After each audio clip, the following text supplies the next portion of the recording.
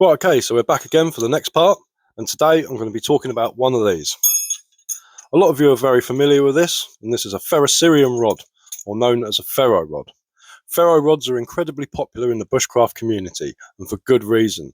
They're extremely reliable, waterproof, and they work in cold weather conditions. All you have to do is dry it off and it will spark, no matter how wet it gets. They're really, really good. They consist of cerium, lanthanum, iron, and magnesium.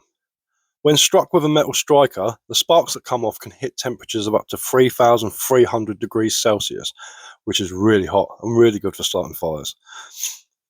Striking into a fluffy tinder like cotton wool will make an instant fire. But today I'm going to go through 3 different ways to start up a fire using 3 different tinders with the ferro rod. First one's going to be the good old cotton wool.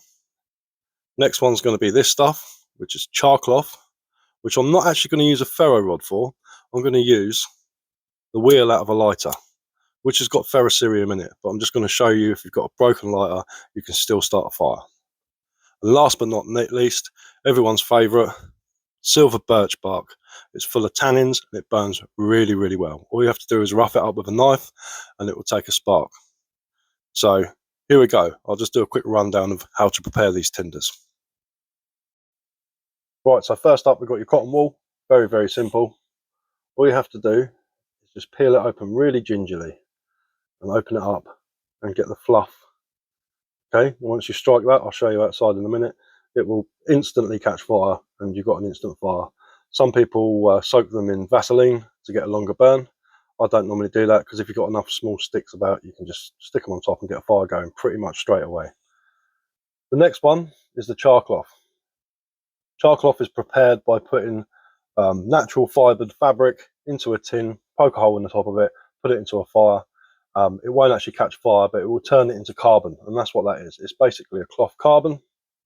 You can tell if it's good because it's really delicate. You can just rip it up like that and it will turn into ash, basically.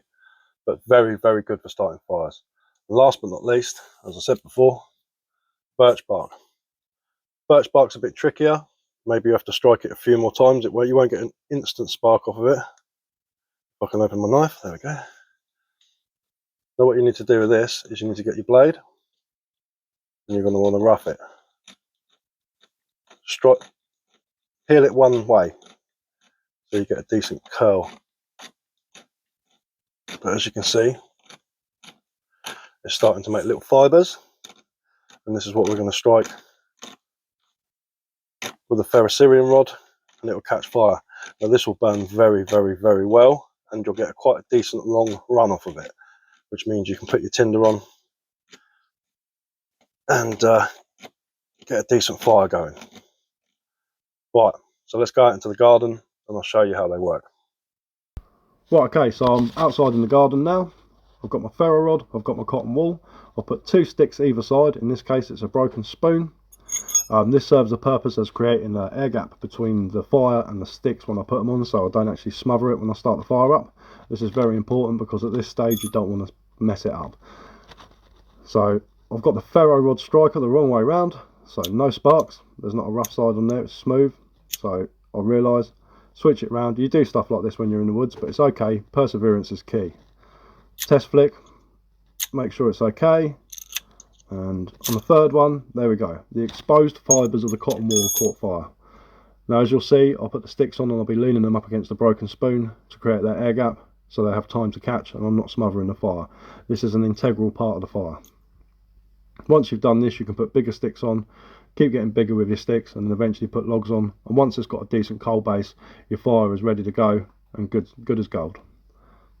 And there we go. That's how you use ferrocerium and a piece of cotton wool. Next up, we've got the char cloth. As I said before, char cloth is made by putting any natural fibre material into a tin, poking a hole in the top and chucking it on a fire, and it'll make charcoal cloth, basically. So here we are, the flint wheel from a lighter to simulate a broken lighter. As you see, eventually one of the sparks will land on it. There we go, in between my fingers, and it starts to light up. Unfortunately, I didn't have a tinder bundle ready, so I'm going to use a bit of ripped up kitchen roll. And I couldn't see the camera, so you can't really see me blowing on it. But what you do is you start off really gentle and then get rougher and rougher, and then it eventually ignites. But there we go, put it in the middle of the tinder bundle and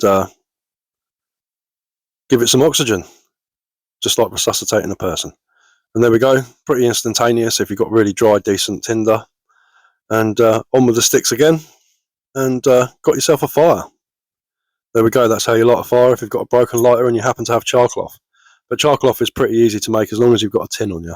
That's why a lot of bushcrafters carry tins, because you can always cut a piece of your t-shirt off, stuff it in the tin, and make yourself some charcloth for the next time you're out, which is really, really handy in a situation like this.